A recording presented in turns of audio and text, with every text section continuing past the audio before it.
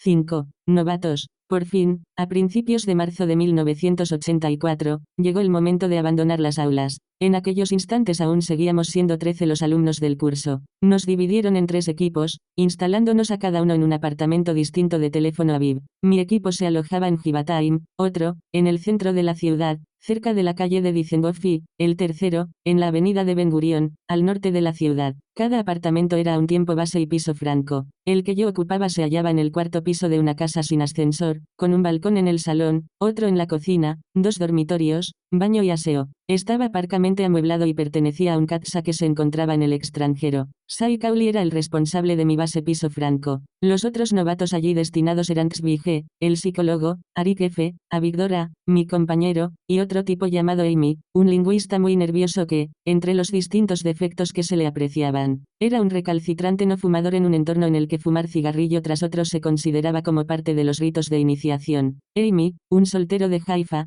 tenía aspecto de artista de cine y le aterraba pensar que alguien pudiera darle una paliza. No puedo imaginar cómo consiguió superar las pruebas básicas. Llegamos los 5 sobre las 9 de la mañana con nuestro equipaje y $300 en efectivo en los bolsillos, una cantidad considerable calculando que por entonces el salario de un novato era de $500 mensuales. Como nos disgustaba tener a Amy con nosotros porque era un alfeñique, comenzamos a charlar acerca de lo que haríamos cuando viniese la policía y cómo podríamos prepararnos para resistir el dolor. Todo ello con el propósito de que él se sintiera aún más incómodo. Éramos unos canallas y disfrutábamos de aquel modo. Alguien llamó a la puerta y él se levantó sobresaltado, incapaz de disimular la tensión que sentía. Nuestro visitante era Kauli, que nos traía un gran sobre de papel manila para cada uno. No quiero saber nada más de esto, exclamó Amy al verlo. Kauli le respondió que fuese a entrevistarse con Aral Serf, director de la academia. Más tarde lo enviaron con el grupo de la calle de Dizengoff, pero una noche que la policía se presentó allí y llamó a la puerta, se levantó y dijo, «Ya estoy harto», y se marchó para siempre. Así pues, nos quedamos reducidos a una docena. En los sobres que Kauli nos entregó estaban incluidas las instrucciones que debíamos seguir. Por mi parte, se me ordenaba que me pusiera en contacto con un individuo llamado Mike Harari, nombre que por entonces no significaba nada para mí. Asimismo debía obtener información sobre un hombre conocido como Mickey por sus amigos, antiguo piloto voluntario durante la Guerra de Independencia a fines de los 40. Kauli nos dijo que debíamos ayudarnos mutuamente para completar nuestras tareas. Ello representaba considerar un plan de operaciones y establecer una rutina para garantizar la seguridad de nuestro apartamento. Nos entregó algunos documentos, yo volvía a ser Simón, y algunos impresos de informes. En primer lugar debíamos encontrar un escondrijo para ocultar nuestros documentos y seguidamente ingeniarnos una historia que nos sirviera de tapadera para justificar que estuviésemos todos juntos en el apartamento, por si la policía hacía una redada. El mejor medio para ello era inventar una razón en cadena. Yo podía decir que procedía de Olón y que había venido a Teléfono Aviv, donde había conocido a Jack, el dueño del apartamento, en un café. Jack me dijo que podía ocuparlo porque se iba a pasar 2 meses en el extranjero, diría. Entonces me encontré con Arik en un restaurante. Le conozco desde la guerra de Haifa y no tuve inconveniente en que se alojara aquí conmigo. Avigdor sería un amigo de Arik y ambos tendrían también su propia coartada, y así sucesivamente, para que por lo menos pareciese verosímil. En cuanto a Kauli, le dijimos que tendría que inventarse su propia historia. Encontramos un hueco en la mesa del comedor, una de esas mesas ensambladas y con un vidrio sobre el panel de madera, y acoplamos cuidadosamente un segundo panel falso.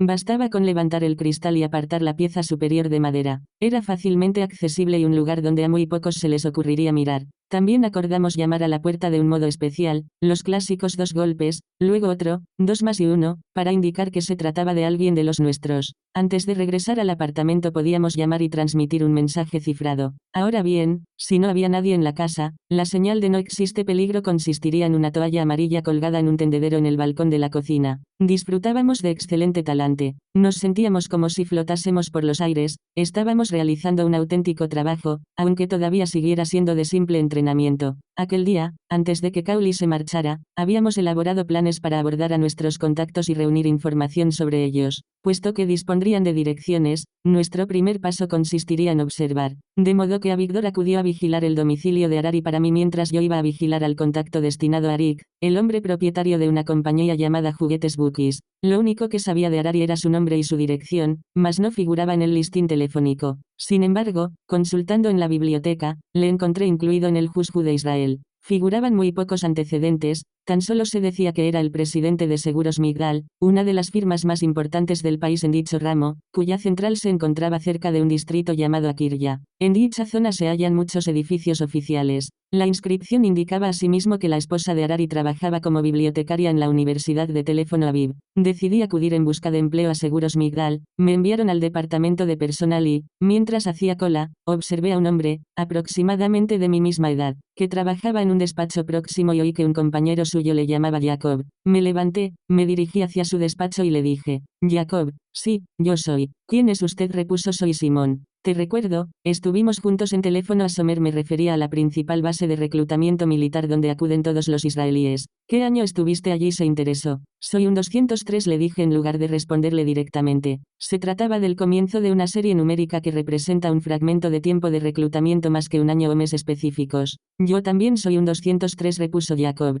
¿Estuviste en las fuerzas aéreas? No, en los tanques. Oh, entonces acabaste. Pongos, comenté riendo. Pongos es una expresión hebrea que juega con la palabra hongos para designar a la gente metida en un tanque, el cual siempre suele ser oscuro y con frecuencia húmedo. Le dije que conocía un poco a Harari y le pregunté si había vacantes en la empresa. Oh, sí, están buscando vendedores, me confió Jacob. ¿Sigue siendo Harari el presidente? No, no, repuso mencionando otro nombre. ¿A qué se dedica ahora? Es diplomático, me informó Jacob, y también posee un negocio de importación y exportación en el edificio Kur. Aquello me resultó familiar porque Avigdor manifestó haber visto un Mercedes con la matrícula blanca característica de las embajadas en la puerta de Harari. Me quedé desconcertado. En Israel una persona con nombre hebreo que se asocie con diplomáticos extranjeros resulta muy sospechosa, pues todos los pertenecientes a dicho estamento que se encuentren en el país son considerados espías. Por esa razón un soldado israelí que esté haciendo autostop no puede aceptar que le recojan en un vehículo que ostente dicha matrícula diplomática. Si así lo hiciera se vería obligado a presentarse ante un consejo de guerra. Y cuando Avigdor vio el Mercedes en la puerta de Harari ignorábamos que se trataba de su coche y creímos que pertenecería a algún visitante. Jacob y yo aún estuvimos un rato charlando hasta que se me acercó una mujer y me dijo que había llegado el momento de que me presentase a la entrevista para el empleo. Con el fin de no despertar sospechas me sometí a la prueba, pero fracasé deliberadamente. Por el momento sabía dónde trabajaba la mujer de Harari en la Universidad de Teléfono Aviv y que él era diplomático. ¿Pero de dónde?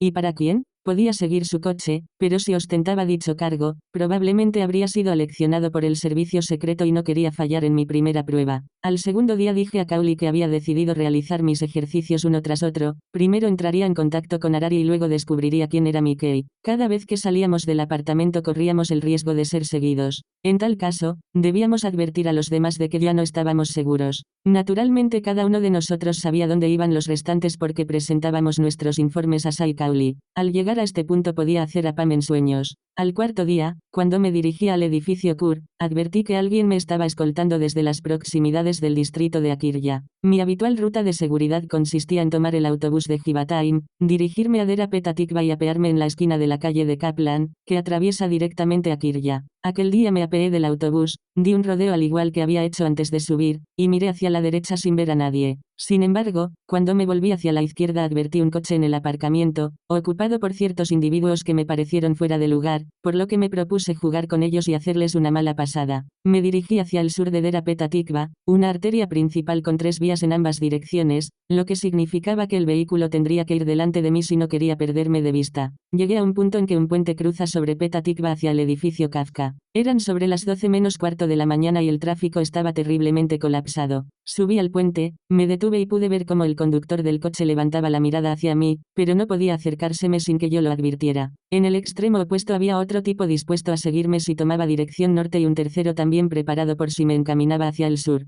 Desde mi ventajoso punto de vista en lo alto podía distinguirlo todo claramente. A mis pies había una zona donde los coches podían girar en redondo. En lugar de cruzar el puente, me di un aparatoso manotazo en la cabeza como si hubiese olvidado algo, giré en redondo y regresé a la calle Kaplan lentamente para que pudieran darme alcance. No pude contener una risita al escuchar los bocinazos de los coches que estaban bajo el puente cuando el coche que iba tras mis pasos trató de dar la vuelta por completo entre el denso tráfico. En Kaplan lo único que podían hacer era seguirme en fila india. Avancé hasta la mitad de la calle, a un puesto militar que se halla frente a la puerta Víctor, así denominada en honor a mi en otro tiempo sargento mayor, y luego me zambullí entre el tráfico hasta un kiosco donde compré un bocadillo y una gaseosa. Seguí de pie contemplando cómo el coche se aproximaba lentamente. De repente descubrí que el conductor era Dobele, concluí mi refrigerio y me acerqué al vehículo, a la sazón irremediablemente atascado entre el tráfico, y pasando sobre su capota logré alcanzar la acera y marcharme. A mis espaldas oía Dob que hacía sonar la bocina a breves intervalos como si dijera, de acuerdo, te has salido con la tuya, me has cogido.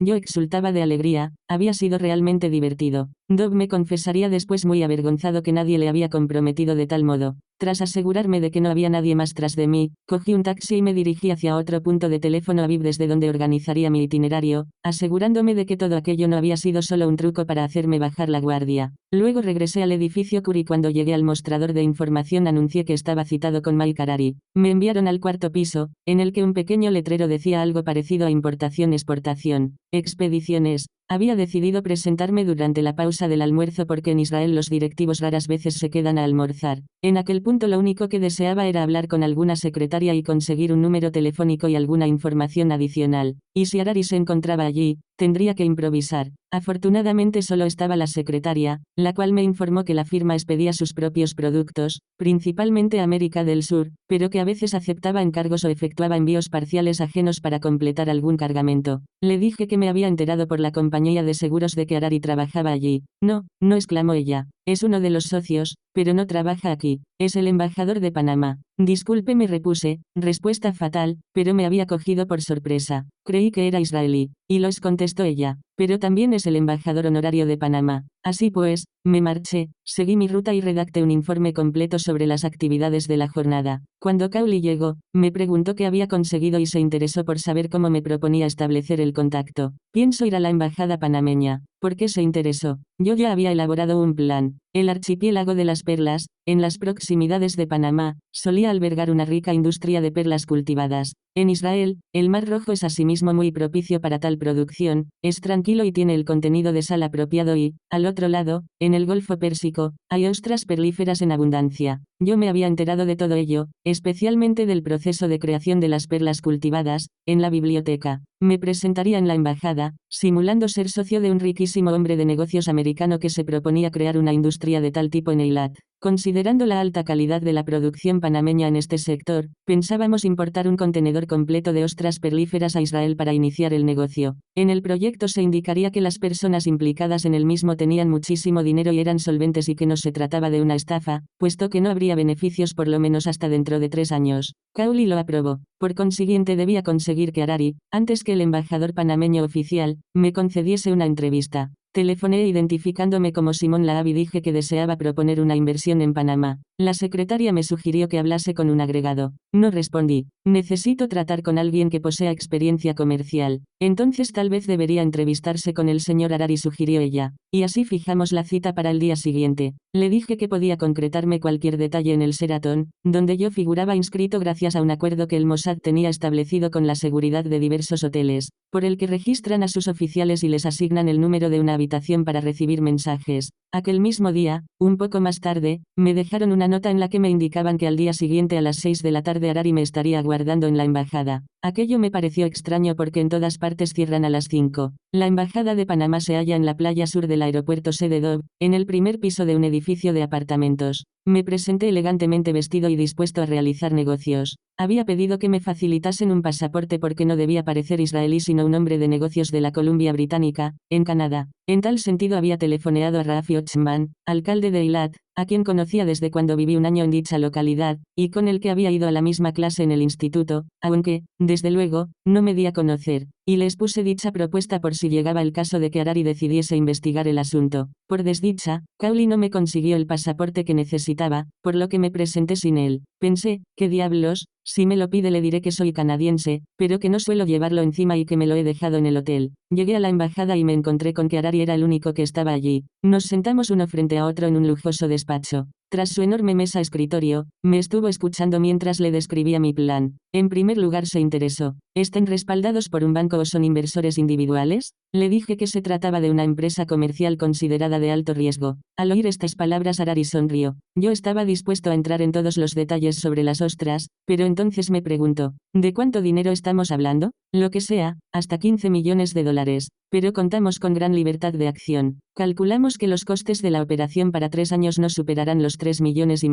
Entonces, ¿por qué calcular un margen tan elevado si los costes son tan tan reducidos, se interesó Harari. Porque los beneficios potenciales serán muy altos y mi socio es muy hábil consiguiendo dinero. Yo estaba sumamente deseoso de entrar en los aspectos técnicos del plan, de soltar en algún momento el nombre del alcalde de Eilat, y todo lo demás. Pero Harari me interrumpió bruscamente, y medio incorporado sobre la mesa me dijo, con una cifra adecuada podrán obtener todo cuanto quieran en Panamá. Esto me representó un auténtico problema. Me proponía hablar con un individuo y echarlo a rodar cuesta abajo implicándole poco a poco en el juego. Seguí interpretando el papel de buen chico, pero antes de que pudiera volver a abrir la boca era él quien me estaba haciendo rodar cuesta abajo. Me había presentado con una embajada ante el honorable embajador, y aunque él ni siquiera me conocía estábamos hablando de sobornos. ¿Qué quiere decir? Repuse finalmente. Panamá es un país curioso, prosiguió. En realidad no es un país, es más bien como un negocio. Yo conozco a la gente adecuada o, en otras palabras, a los comerciantes. Allí, una mano lava a la otra. Ahora tendría que negociar para su empresa perlífera y tal vez mañana necesitemos otra cosa de usted. Es una especie de convenio comercial, pero nos gusta tratar a largo plazo. Hizo una pausa y añadió, antes de seguir adelante, ¿me permite comprobar su identidad? ¿Qué clase de comprobación? Por ejemplo, ver su pasaporte canadiense. No llevo mi pasaporte por ahí. En Israel debe llevar siempre consigo un documento de identidad. Llámeme cuando lo tenga y hablaremos. Y concluyó, como sabe, la embajada está cerrada. Se levantó y me acompañó hasta la puerta sin añadir palabra. Yo no había reaccionado debidamente cuando Harari me pidió el pasaporte, había dudado, casi tartamudeado. Probablemente se habían encendido sus luces de seguridad y había decidido mostrarse más prudente. De repente me pareció muy peligroso. Regresé al apartamento siguiendo los procedimientos habituales de seguridad y concluí mi informe hacia las 10 de la noche, en el instante en que Cowley se presentaba específicamente para leerlo. Cowley se marchó y no estaría muy lejos cuando llegó la policía. Propinaron patadas contra la puerta del apartamento hasta doblarla y los novatos fuimos conducidos a la comisaría de policía de Ramal Gan y encerrados en celdas separadas para ser interrogados. Se trataba una vez más de inculcarnos que cuando se trabaja en una base, nuestro mayor enemigo podían ser las autoridades locales. Si por ejemplo éramos seguidos, debíamos hacer constar en nuestro informe si creíamos que se trataba de la policía. Nos retuvieron toda la noche y cuando regresamos al apartamento la puerta ya había sido reparada. Al cabo de unos 10 minutos sonaba el teléfono. Era Arale Serf, el director de la escuela. ¿Eres tú? Víctor interrogó. Deja todo lo que estés haciendo, quiero que te presentes aquí ahora mismo. Cogí un taxi hasta la esquina próxima al Country Club, donde me apeé y llegué andando a la escuela. Comprendía que algo no marchaba bien. Quizá ya habían descubierto que el fabricante de juguetes había sido miembro del Mossad, como lo era el contacto de Avigdor, el propietario de una fábrica de bebidas. Voy a hablarte claramente, dijo Serf. Mike Harari había sido jefe del Mersada. La única tontería la cometió en Lillian en donde era jefe. Sai Cowley está muy orgulloso de ti. Me transmitió tu informe, pero en tus declaraciones Harari no resultaba muy favorecido. De modo que anoche le llamé y le pedí que me respondiera. Le leí tu informe y me aseguró que todo cuanto dices es falso. Y acto seguido procedió a darme la versión de Harari. Según él, yo había llegado, había aguardado 20 minutos hasta que estuvo dispuesto a recibirme y luego comencé a expresarme en un inglés pésimo. Dijo que había comprendido que yo era un farsante y que me había acusado de haber urdido toda aquella historia. Harari fue mi superior, prosiguió Serf. ¿A quién piensas que voy a creer? ¿A ti, que eres un novato, o a él? Sentí que la sangre se me subía a la cabeza. Estaba irritadísimo. No suelo recordar los nombres correctamente, pero mis informes siempre han sido casi perfectos. Yo había puesto en marcha la grabadora que llevaba en el maletín antes de comenzar la reunión con Harari. Le tendí la cinta a Serf. Aquí está grabada la conversación. Tú dirás a quién crees, la copié textualmente. Tras estas palabras Serf cogió la cinta y salió del despacho, regresando un cuarto de hora después. ¿Quieres que te acompañen al apartamento?, dijo. Sin duda ha habido un malentendido. Toma estos sobres, aquí está el dinero para tu equipo. Puedes devolverme la cinta, le dije. Tengo algunas cosas grabadas en ella referentes a otras operaciones. ¿Qué cinta la que acabo de darte? Verás, respondió, sé que has pasado una noche terrible en la comisaría. Lamento tener que haberte hecho venir hasta aquí solo para darte el dinero de tu equipo, pero a veces las cosas son así. Más tarde, hablando con Cowley, este me confesó que se alegraba de que hubiese grabado la conversación. De otro modo hubieses quedado en ridículo y probablemente te hubieran expulsado del curso, me dijo. No volví a ver ni a oír aquel casete, pero aprendí bien la lección. Ello empaña un tanto la visión que yo tenía del Mossad, de modo que aquel era el gran héroe. Anteriormente había oído hablar muchísimo de los éxitos de Harari, pero tan solo le conocía por su nombre en clave, Cobra, y por fin había descubierto quién era realmente. Poco antes de la medianoche del 20 de diciembre de 1989, cuando Estados Unidos invadió Panamá en tiempos del general Manuel Noriega, con las primeras informaciones recibidas se decía que también habían capturado a Harari. Asimismo, en diversos servicios informativos transmitidos por cable se le describía como un antiguo oficial del servicio secreto del Mossad israelí que se se había convertido en uno de los más influyentes consejeros de Noriega. Un funcionario del nuevo gobierno panameño instalado por los americanos expresó su satisfacción ante esta noticia, diciendo que, después de Noriega, Harari era la persona más importante de Panamá. No obstante, su alegría fue prematura puesto que aunque capturaron a Noriega, Harari desapareció, reapareciendo poco después en Israel, donde aún continúa. Yo aún tenía otro proyecto que llevar a cabo, reunir información sobre el antiguo piloto de aviación llamado Mickey Sidosten, mi padre, que había anglicanizado su nombre de Ostrovsky y que actualmente reside en Omaha, Nebraska. Había sido capitán de las Fuerzas Aéreas Voluntarias de Israel y yo estaba familiarizado con sus rocambolescas aventuras y el heroísmo que desplegó durante la Guerra de Independencia. Muchos pilotos de las Fuerzas Aéreas norteamericanas, británicas y canadienses que combatieron durante la Segunda Guerra Mundial se ofrecieron después como voluntarios para luchar por Israel. La mayoría de ellos residían en la base del aeropuerto Sede Dov, de la que mi padre había sido comandante. Aunque conseguí muchos de sus nombres por los archivos, no pude hallar referencia alguna del tal Mickey. A continuación pedí al jefe de seguridad, Moussa M., que me inscribiera en el Hotel Hilton. Seguidamente me procuré algunos cartones y trípodes y llamé a la oficina de enlace de las Fuerzas Aéreas diciendo que era un realizador cinematográfico canadiense y deseaba hacer un documental sobre los voluntarios que habían contribuido a constituir el Estado de Israel. Añadí que me hospedaría durante 2 días en el Hilton y que me gustaría entrevistarme con todos cuantos fuera posible. Hacía solo un mes que las Fuerzas Aéreas habían celebrado una ceremonia de condecoraciones, por lo que disponían de una relación con direcciones totalmente actualizada. El enlace me confirmó que se había puesto en contacto con 23 de ellos y que unos 15 habían prometido aparecer por el Hilton, y se puso a mi disposición por si deseaba algo más. Valiéndome de los cartones confeccioné algunos carteles en los que se leía, Cielos radiantes, historia de la Guerra de Independencia, y sobre el titular añadí, Consejo Cinematográfico Canadiense de Documentales. El viernes a las 10 de la mañana Avigdor y yo entrábamos en el Hilton. Avigdor vestía un mono y llevaba los letreros. Yo iba formalmente vestido. Mi compañero instaló uno de ellos en la entrada principal, informando de la habitación en que iban a celebrarse las entrevistas, y luego otro en el vestíbulo. En el hotel nadie se molestó siquiera en preguntarnos qué estábamos haciendo. Estuve reunido con aquellos hombres durante unas 5 horas con una grabadora en la mesa. Uno de ellos, sin darse cuenta, incluso me estuvo contando anécdotas de mi padre. En cierto momento en que se desarrollaban simultáneamente 4 o 5 conversaciones y pese a que nadie había pronunciado aquel nombre, dije, ¿Mickey? ¿Quién es ese Mickey? Ah, se trata de Jack Cohen, repuso uno de ellos. Era un doctor sudafricano. Entonces estuvieron charlando un rato sobre Mickey, que había pasado media vida en Israel y el resto en Estados Unidos. En breve les di las gracias a todos ellos y les anuncié que debía irme. No entregué una sola tarjeta comercial ni efectué promesa alguna y conseguí los nombres de todos ellos. Incluso me invitaron a almorzar, todo fue sobre ruedas. Hubiera podido conseguir cuanto quisiera de ellos, pero con aquello me bastaba. Acto seguido regresé al apartamento y redacté mi informe, diciéndole a Cowley, si hay algo en esta cinta que no desees que figure, dímelo ahora. Cowley se echó a reír. En marzo de 1984, mientras estábamos realizando aquella parte del curso, Harale Sef nos escogió para representar un espectáculo dirigido por el famoso productor cinematográfico israelí Amos Ettinger en el Museo del Mann Concert Hall de Teléfono Aviv para la convención anual del Mossad, que debía celebrarse antes de 2 días. Tamar Avidar, la esposa de Ettinger, es una célebre periodista y en otros tiempos había sido agregada cultural en la embajada israelí en Washington. El acontecimiento era una de esas ocasiones extraordinarias en que el Mossad realiza un acto público vinculado con la gente del exterior, aunque esas personas más bien fuesen como una prolongación familiar, en su mayoría políticos, servicio secreto militar, veteranos y los directores de diversos periódicos. Estábamos agotados, aún teníamos que hacer informes para Cowley y la noche anterior apenas habíamos dormido porque estuvimos ensayando para el gran espectáculo.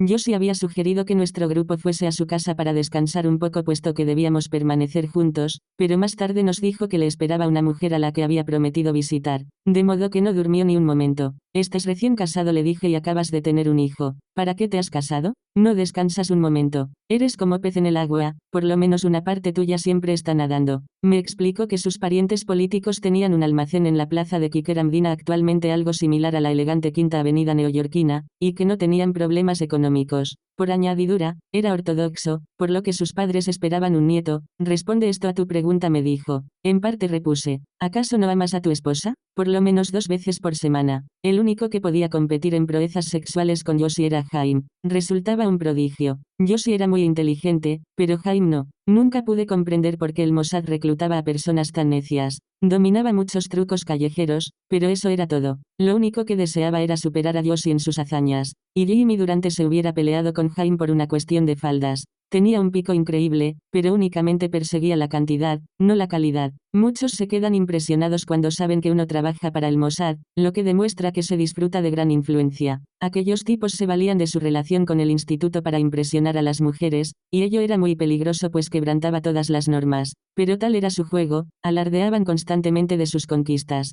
Jaime estaba casado y él y su esposa solían asistir a las reuniones que celebrábamos en nuestra casa. En una ocasión ella confió a Bella que no le preocupaba Jaime porque era la persona más fiel del mundo. Me quedé atónito al oírlo. Considero que la conquista más sorprendente que Josie realizó tuvo como escenario la habitación silenciosa de la planta 14ª del cuartel general de teléfono Aviv, la sala destinada para llamar a los agentes. El sistema telefónico consistía en una extensión por la que un CATSA podía llamar a su agente, por ejemplo al Líbano, pero para cualquiera que pudiera detectar la llamada, parecería que procediese de París, Londres o cualquier otra capital europea. Cuando se utilizaba la habitación aparecía encendida una luz roja, bastante apropiada en tal ocasión, y nadie podía entrar. Josie llevó allí a una secretaria y quebrantando gravemente las normas la sedujo mientras hablaba realmente con su agente del Líbano, y para demostrar que lo había hecho así, se comprometió con Jaime a dejar las bragas de la mujer bajo un monitor que había en la habitación. Cuando más tarde entró Jaime, como es natural, encontró las bragas, se las llevó a la mujer y le dijo, ¿son suyas? La mujer, avergonzada, repuso que no. Tome, no vaya a resfriarse, repuso Jaime tirándoselas sobre su escritorio. En el edificio todos se enteraron de ello. A fuer de sincero debo reconocer que perdí muchísimos contactos. Había una especie de vínculo establecido entre los hombres que iban por ahí haciendo conquistas. Lo que más me disgustaba era haber imaginado que entraba en el Olimpo de Israel y descubrir que en realidad me encontraba en Sodoma y Gomorra. Aquello repercutía en todos los aspectos. Virtualmente todos estaban vinculados entre sí por el sexo. Era un sistema totalmente basado en favores. Te debo a ti, me debes a mí, te ayudaré. Así era como progresaban los CATSAs, a base de copular se abrían camino hacia lo alto. La mayoría de secretarias del edificio eran muy bonitas, por eso habían sido escogidas. Mas llegaba un punto en que eran como objetos de segunda mano, lo daba el trabajo. Ahora bien, nadie se entendía con su propia secretaria, pues se consideraba que ello no favorecía las relaciones laborales. Uno tenía combatientes que estaban ausentes durante 2, 3 e incluso 4 años y los CATSAs que dirigían el Metzada eran el único nexo existente entre ellos y sus familias. Se establecía un contacto semanal con las esposas y al cabo de algún tiempo el contacto era más intenso que la simple conversación y acababan manteniendo relaciones sexuales con ellas. Y aquel era el tipo al que uno había confiado su vida, pero al que no podía confiarle la esposa. Mientras que él acaso se encontraría en un país árabe, el Kaisa la estaría seduciendo. Era tan corriente que si uno solicitaba ingresar en el Metzada solían formularle la clásica pregunta, ¿por qué? ¿Acaso eres un cornudo? El espectáculo que debíamos representar los novatos se llamaba Las Sombras y era una historia de espías que se interpretaba totalmente tras 3 grandes pantallas con luces proyectadas a través de ellas que solo reflejaban las siluetas. Como íbamos a convertirnos en CATSAs no podíamos mostrar los rostros en público. Iniciaba la obra una danzarina del vientre acompañada por la consiguiente música turca y un hombre con un maletín que cruzaba tras la pantalla. Se trataba de un chiste interno. Se decía que los CATSAs podían reconocerse por las 3 S's, por su equipaje Samsonite y porque llevaban un Seven Star, una agenda de piel, y un reloj Seiko. En la siguiente escena se representaba una operación de reclutamiento. Luego se escenificaba un sketch sobre la violación de la valija diplomática. Tras lo cual la escena se trasladaba a un apartamento londinense donde un hombre sentado en una habitación hablaba y otro, que se encontraba en la habitación contigua, en este caso la pantalla próxima, escuchaba con unos audífonos. A continuación seguía la descripción de una reunión en Londres a la que asistían árabes representados en silueta por sus tocados. Todos bebían y se hacían amigos por momentos. En la pantalla siguiente, un CATSA se reunía con unos árabes en la calle e intercambiaban sus maletines Samsonite. Al concluir, los componentes del reparto subían al escenario y se cogían de las manos cantando el cántico hebreo aguardando el otro día, una canción equivalente al antiguo dicho el año próximo en Jerusalén, un anhelo tradicional de los judíos antes de la formación de Israel. 2 días después celebramos una fiesta de graduación que consistió en una barbacoa en una zona ajardinada de un patio interior de la escuela, exactamente junto a la sala de ping-pong. Nuestras esposas, los instructores y los directamente implicados con la organización se encontraban allí. Por fin lo habíamos conseguido. Era marzo de 1984, habíamos superado un curso y nos quedaban otros 2.